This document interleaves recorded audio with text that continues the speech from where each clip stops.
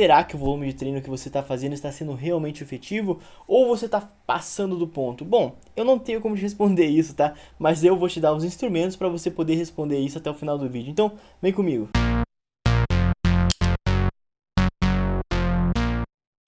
Primeira coisa, vamos fazer uma pequena definição aqui sobre o que é volume alto e o que é volume baixo, tá? Vamos pegar mais ou menos o que o Brad Schoenfeld fala sobre o número efetivo de séries. Ele fala 20 ser o máximo ali e 10 ser o mínimo para hipertrofia. Então vamos considerar mais ou menos por aí, por volta de 10 é baixo e para perto de 20 vamos considerar como mais alto, ok? Podemos fazer assim? Podemos, beleza? Só para pegar uma definição para o termo não ficar tão amplo. Eu acho definições são úteis para quando a gente vai tratar de temas, para você conseguir entender sobre o assunto. Isso não significa que mais de 20 é muito alto ou que 10 é muito baixo. Vamos usar isso só para esse vídeo, para a explicação dele, para você conseguir entender. Então vem comigo. Então, nesse contexto, você está fazendo um volume alto ou um volume baixo de séries? Lembrando que a gente só pode contar séries perto da falha. Séries que fogem muito da falha, a gente não conta. Por quê? Porque elas não são ativadas 100%, então elas não causam tanto dano muscular, tanta hipertrofia, então a gente não conta. Não causam tanto fadiga, senão a gente teria que contar várias coisas. A gente teria que contar, por exemplo, você correr na rua. A gente não conta. Você conta série de correr na rua? Correr na rua é uma série de quadríceps, uma série de panturrilha? Não. Então, não é, tá? Então vamos falar agora dos benefícios do treinamento com baixo volume. Primeira coisa que eu quero que você compreenda é que para músculo, menos às vezes é mais, tá? Treinar com menos volume às vezes vai trazer mais resultado para você do que treinar com volume muito alto. Então eu quero que você entenda isso e internalize isso dentro de você, porque eu vejo muita gente achando atrelando volume a resultado e na verdade a gente sabe hoje em dia que não é assim, tá? Então, primeiro o ponto é a melhor recuperação. Você consegue ter uma melhor recuperação, consequentemente, com uma melhor recuperação, as suas séries são mais efetivas, porque você tem menos fadiga envolvida. Com menos fadiga envolvida, suas séries conseguem ser mais efetivas. Então, olha só que beleza. Com uma melhor recuperação, menos fadiga, olha só, tudo vai juntando aqui. Isso vai ser extremamente eficiente para você. Então, pensa nisso, tá? Volume mais baixo tem esse benefício. O segundo benefício que ele tem é a qualidade de treino. Por mais que você fale que você tenha até o final super bem, cara, a gente sabe que não. Se você for fazer 20 séries no treino ali, 30, vai. Cara, no final você vai estar rendendo bosta nenhuma. Essa é a verdade. Não tem outra palavra para usar, você vai estar rendendo nada. Você vai estar ali morto. Então, o que é interessante do baixo volume? Você vai render mais. Você vai conseguir extrair mais de cada série. Então, além de estar menos cansado, você extrai mais das séries. Consequentemente, mais hipertrofia. E esses pontos vão se juntando e no final você vai ver como o volume baixo é uma maneira inteligente de se treinar, tá? Outro ponto, cara, esse ponto é muito show, cara. Menos risco de lesão, cara. Você tá estressando menos você tá estressando menos seu músculo, tá estressando menos seu tendão, tá estressando menos ainda a sua articulação.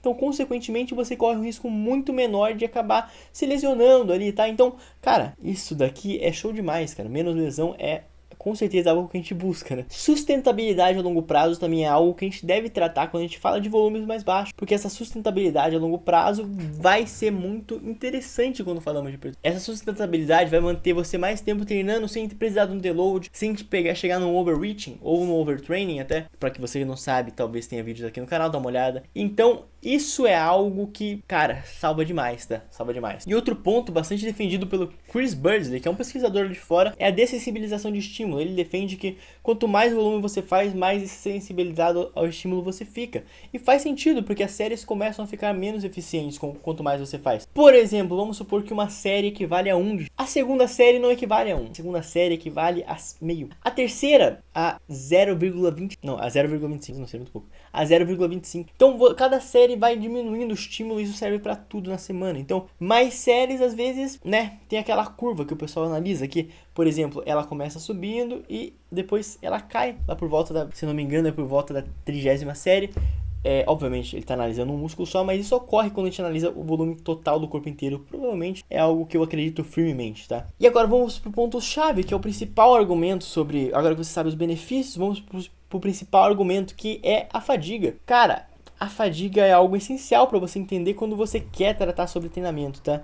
Porque quando a fadiga se torna em excesso, tem algumas coisas que ocorrem no nosso corpo. Primeiro ponto, a efetividade da série acaba diminuindo. Tanto por ter menos ativação, ter menos capacidade de força, você tá mais desgastado ali no geral. Obviamente, isso é algo até que lógico, que a efetividade vai cair. Segundo ponto, a recuperação muscular é prejudicada. Então, quando você está com a recuperação muscular prejudicada, você vai dar autoestímulo, você não pode manter uma frequência mais alta. Então, não é legal. E o desempenho dos treinos subsequentes também é afetado. Então não é bom, tá? Vamos lá, agora, apontar uns sinais. Como você sabe que você tá acumulando fadiga?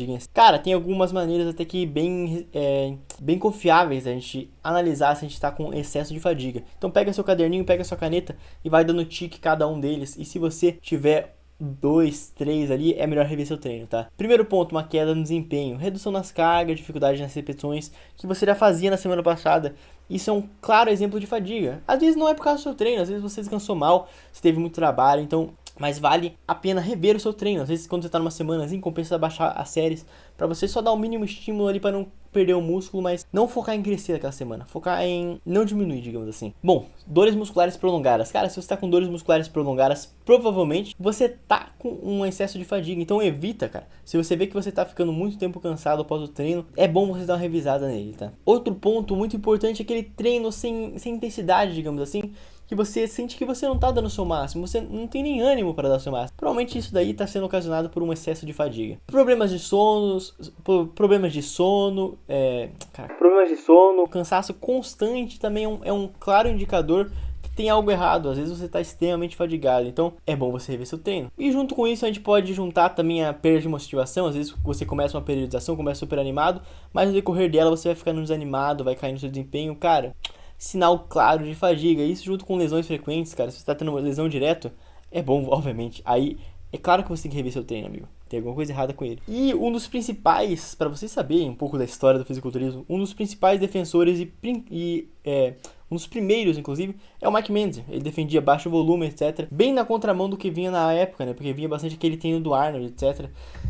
Eu tenho algumas discordâncias com ele, tá? Alguma coisa que eu discordo bastante dele é, por exemplo, que ele buscava sempre o baixo volume, mas também uma baixa frequência. Eu não acho isso legal, eu gosto de uma frequência mais alta. Então esse é o principal ponto de discordância que eu tenho com ele. Mas esse vídeo vai tá ficando muito longo, então eu vou ficar por aqui. Vou deixar para tratar isso em outro vídeo. Então se inscreva, deixe seu like, links interessantes estão na descrição, Instagram, tudo que você precisa para entrar em contato comigo. E nosso curso de da musculação também está aqui embaixo, tá? Eu vou ficando por aqui. Espero que vocês tenham gostado do vídeo. Vejo vocês na próxima e tchau, tchau.